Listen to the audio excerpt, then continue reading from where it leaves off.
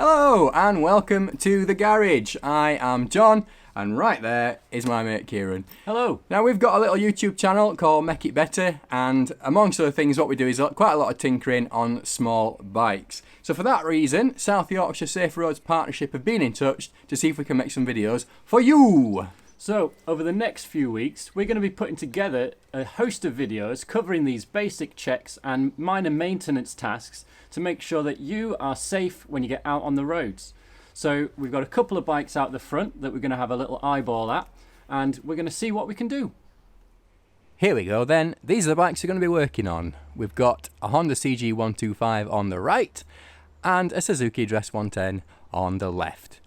Now I've chosen these bikes because they sort of represent what you might be riding. Obviously we've got a geared bike on the right hand side and a scooter on the left, so it gives us a good opportunity to show you all the things you might need to do on either type of bike. As you can see, these are not show bikes. They're down to earth, scruffy workhorses, but the sort of thing you're likely to have at home. So whether you're in the garage or on the driveway, all you need is a few basic hand tools to get you started. So in this video, you won't actually need any tools at all, because this video is all about pre-ride checks. And they are the checks that you should be doing on your bike before you ride anywhere at all. Now, there's a method for remembering this. We learnt it on our test, you might have learnt it on yours, and that is the BOLT system, B-O-L-T, and that stands for brakes, oil, lights and tyres. So those are the four things we're going to look at this time. So the first check we're going to do here is on the brakes. It is really important to know before you set off riding that you can in fact stop riding. So we need to make sure before we even turn the engine on that the brakes are going to work. To do that, it's really simple. You just take the bike off the stand and you wheel it backwards and forwards manually, and you test each brake in turn. So on the geared bike here, we've got the brake lever for the front brake is on the handlebars and the rear brake is here on the foot pedal.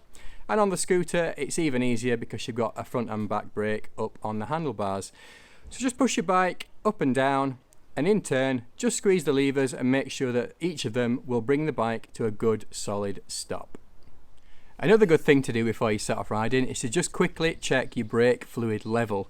Now, both of these bikes have hydraulic front brakes. You don't need to know what that means just right now. All you need to know is that there's a little reservoir here and it holds brake fluid. And on the reservoir, you will see there is a little window which is often marked with a maximum level, if not a minimum level also.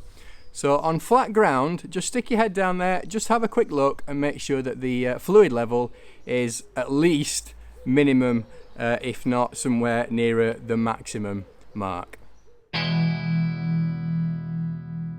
The next piece of the puzzle is the oil. On this bike we have a dipstick. Alternatively, you may have a sight glass. Either way, it's making sure that you have the correct amount of oil for your bike before you ride. We'll cover a bit more detail on how to check and top up in later videos, but just making sure that you've got enough there to get going. The third part of these checks then is lights, and it's really straightforward. It's just a case of putting the ignition on your bike and making sure that all the lights are operating as they should do.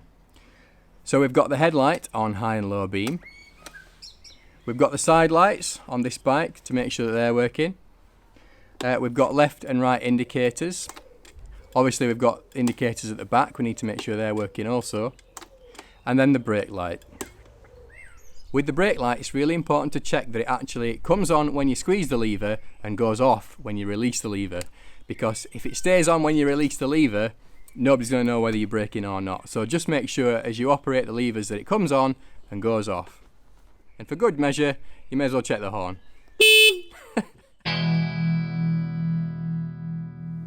The last item on today's shopping list is tyres. Now first of all, you want to make sure you have the correct pressure, which you'll find in your handbook, that there's no obvious signs of damage like nails or bulges or anything that will cause you some problems, and that you have at least 1 millimeter of tread depth, and that should be enough to get you underway. We'll get into more detail on a later video. So that concludes your bolt checks for today. Now these should only take about a minute to do and is well worth getting into the habit, because at one point this might just save your life. Don't forget, we've mentioned it several times throughout this video, but in the future weeks we are going to be bringing more in-depth videos for everything we've touched on here and a whole bunch more. So stick around for that, and hopefully we shall see you on the next one.